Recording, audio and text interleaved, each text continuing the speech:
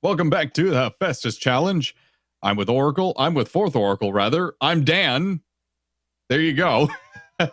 We're getting ready for our next matchup. Before we went to break, Oracle was trying to remind us that we don't have a necessary set schedule for today. Yep, we're just going. Like, as soon as one game finishes, we start the next one up as soon as possible. Everyone's ready, and we already have the next lobby set up. Yeah, we have the Clamor versus Deadpool Army. This includes, of course, the real Deadpool, Kit Kat Kitty. I believe that is a long-time DPA. I'm not recognizing a ton of the DPA names here. I'm going to be honest.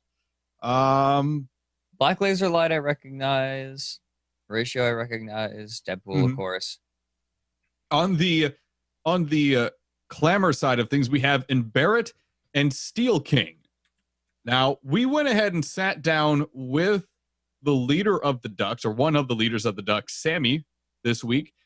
We may or may not have time to play that interview live. We're more than likely going to air it as soon as our last match is done for the day, so you folks can hear it, and also have it up on the YouTube page as well, youtube.com/The Rob and Dan Show.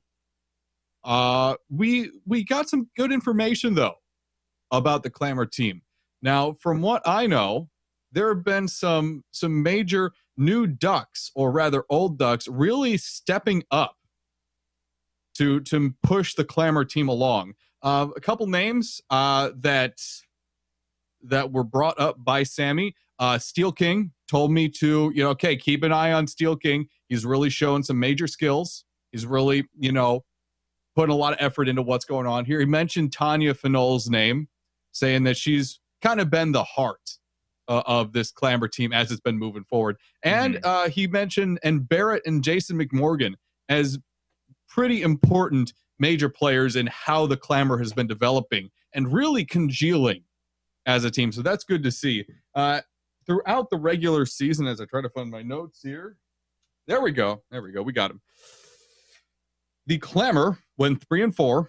The last week of play for the regular season of Hephaestus, they got a win over DPA 5-3.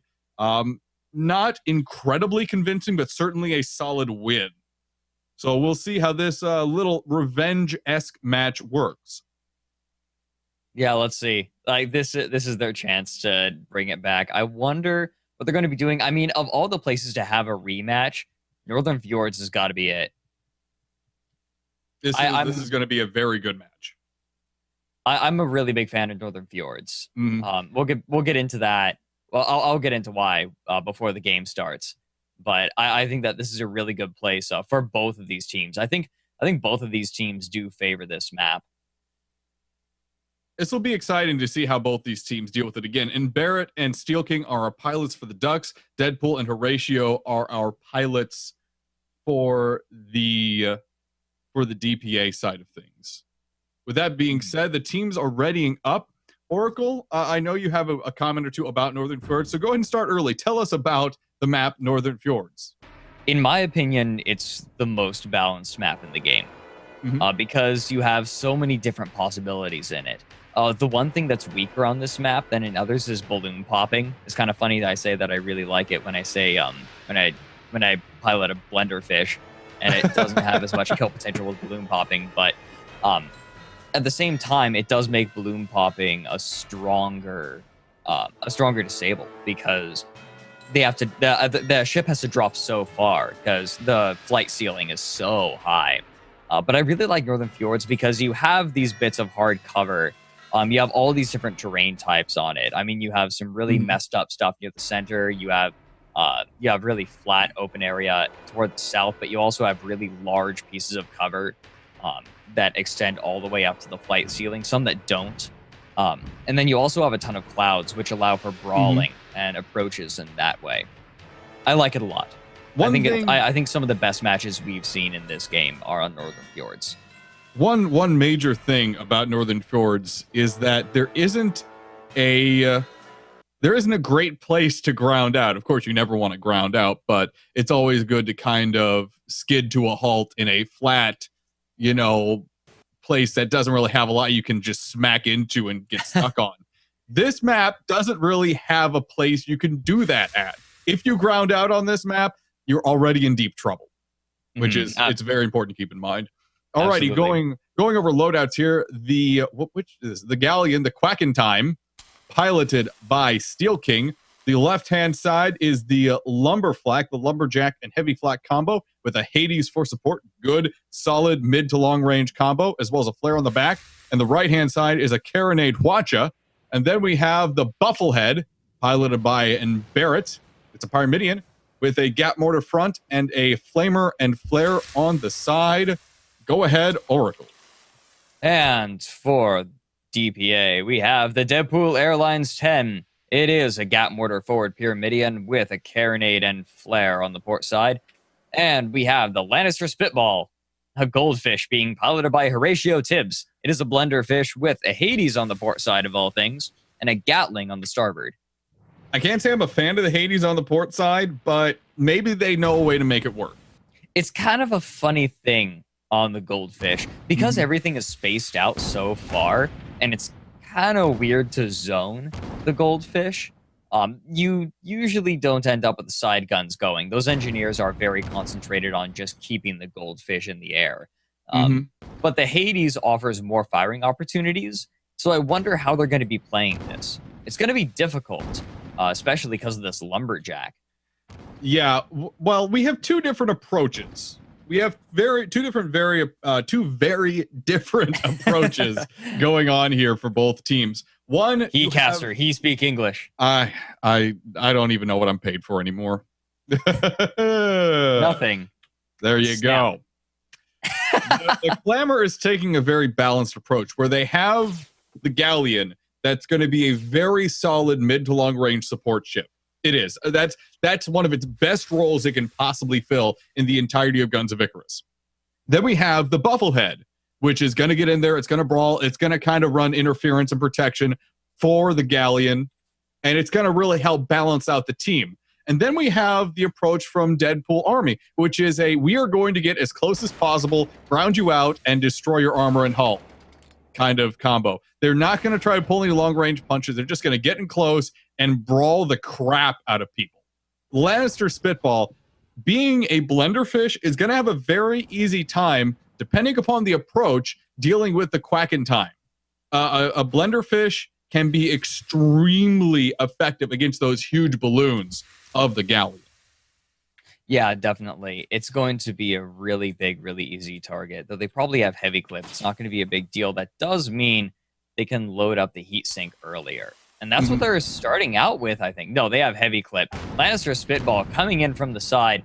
Lumberjack going a little bit wide. There we go. Going to engaging early shots. The Deadpool Airlines was not with him yet. He just got a little too eager there, and he lost some time and some balloon because of it. Yeah, he's going to have to back up. But now the Clamor know which way DPA is going to be coming in from. So Lannister Spitball, that name. The Lannister has got to be really careful right now. The Bufflehead is threatening to lower down and engage this Blenderfish, and I can tell you who's going to win that. It's going to be the Metamidian almost every single time. Metamidian's a great counter to the Blenderfish. That heavy Carronade, although it is effective, simply can't find the balloon on a Pyramidion most of the time. It can be rather tough. Deadpool Airlines, though, using the cover of the mountain to come in from the side. The Bufflehead, though, is going to fire out that Gatling. Deadpool Airlines missed a lot of the first bit of that clip of the Gatling. And so I think the Bufflehead has the advantage in this engagement, but the Deadpool Airlines rises up. A lot of that Gatling misses the hull, and now the Deadpool Airlines is suddenly over the Bufflehead. Can it take down the armor in this go? No, it can't. The Bufflehead gets to respond. Armor's down on the Deadpool Airlines. Mortar comes out. Where's the mortar? It goes wide. The mortar goes wide. The Hwacha comes in to save the Bufflehead. Just barely. Armor goes down again on the airlines. It's going to bump and damage its own hull. They bring the armor back up, but the engines are all down. All the airlines has is its forward guns. The engines are taking too long to come back up. The Lannister Spitball tries to help, but it's too late. The airlines goes down, and the Lannister is in a huge amount of trouble. Hwacha gets the finish there of the Deadpool Airlines, Great teamwork and organization from the Clamor side. They played that off so incredibly well. The gunning on the Bufflehead was very good. There's that Hwacha. Lannister Spitball losing control of the situation. They are trying to get out of here, though. Quack in Time trying to swing their long range side, maybe, hopefully. It's going to be slow. It's really hard to catch a goldfish. This is one of the things that goldfish are very good at doing, is playing escape, because like you can just get the gunner off of the gun and you have 3 engineers easy. You know, you have the gunner staying on the hull, keeping that up, unless they bump. This could be bad. Bufflehead coming in. The Lannister Spitball is low. Those mortars and Gatling are going to be easy to land. Well, mortar, I should say. Armor's down. Mortar's coming in. They're taking a lot of hull damage. Lannister Spitball is in a lot of trouble. Bufflehead being very aggressive, as he should. That Metamidian has a clear advantage. We need to see it continue to press. The Lannister Spitball's drawing backwards, making those shots just a little too difficult. I really wanted to see the Bufflehead be more aggressive there. They had the clear and distinct advantage, but now Deadpool Airlines coming in against the Bufflehead, dropping that armor just a bit. They are going in for a ram, it looks like, but Deadpool Airlines loses their armor because of it. They are hurting something. They go down. That was Flack. It's dangerous. It's dangerous to approach the long range side of a galleon like that when they have a Hades. And now here comes the Lumberjack and the Lannister. Balloon damaged. Can they finish it off? Not quite. Not quite there. The Lannister Spitball, though, if it continues to play both aggressively and then very passively and defensively back and forth, it's not really going to contribute to the team overall. Part of me wants to say it should charge in, go down, maybe take some of the hull down on the Bufflehead or the Quack in Time, maybe distract the Clamor team for a bit, and then come into the situation with a fresh hull and be ready to engage and take down one of the ships early and quickly. I agree. The last engagement was not what DPA needed at all. The Lannister Spitball bumped and the Bufflehead was coming in, and so the Deadpool Airlines had to come in to try to save its ally, but it just ended up conceding a kill. This game is far from over, though. It's only 2-0. The Clamor are ahead, but I think the Deadpool Army, I keep wanting to say Deadpool Airlines. The Deadpool Army can absolutely come back from this. If the Deadpool Airlines doesn't charge out into the middle of nowhere in front of the long-range guns of the galleon, perhaps. Yeah.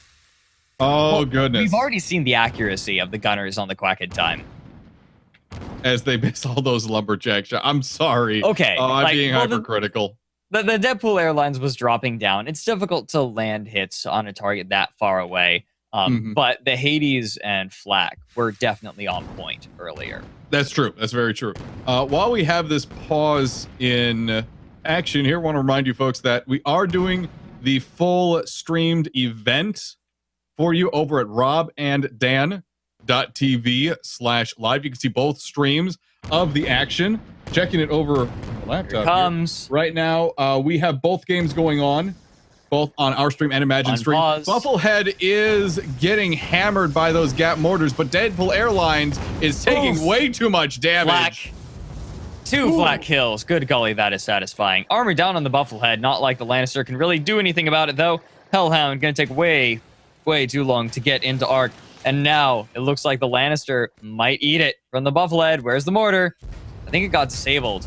Mortar was way late there. I might have gotten disabled. I didn't see. Gatling going down, though. Lannister's balloon is too low to make any sort of vertical dodging happen. And it's going to go down. 4-0 in favor of the Clamor. Now, this is definitely going to be difficult to come back from.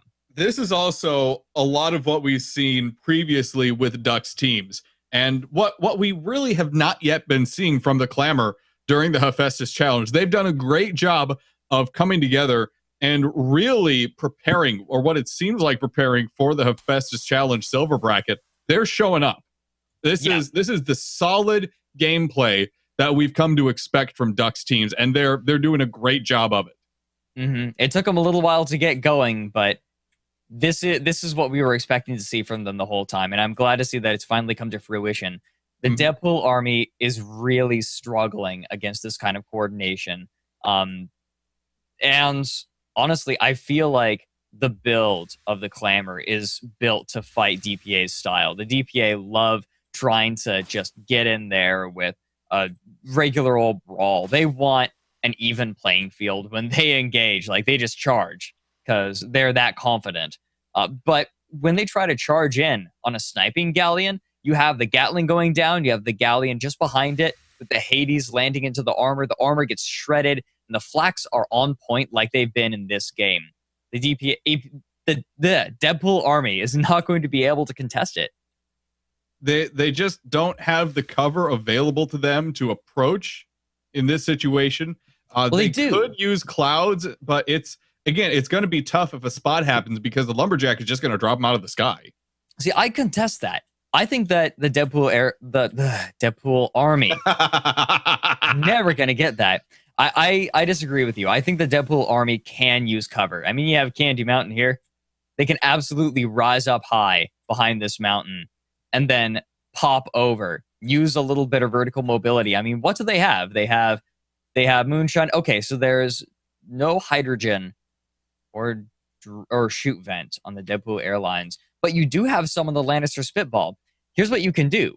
You get the Lannister coming in from on high. You have them drop down, pop up again with hydrogen or something like that. Just play the vertical mobility game with that goldfish and then get the Pyramidion in there. Like, this approach is possible. It's just going to be tough, and they have to play it right. And here they come. This is what they needed to be doing. They're coming in, but they're a little bit low. The Lumberjack is coming out, and it's landing into the balloon of the Deadpool Airlines. There it goes. And this Metamidian is not going to be available for this fight unless the Bufflehead goes down to meet it.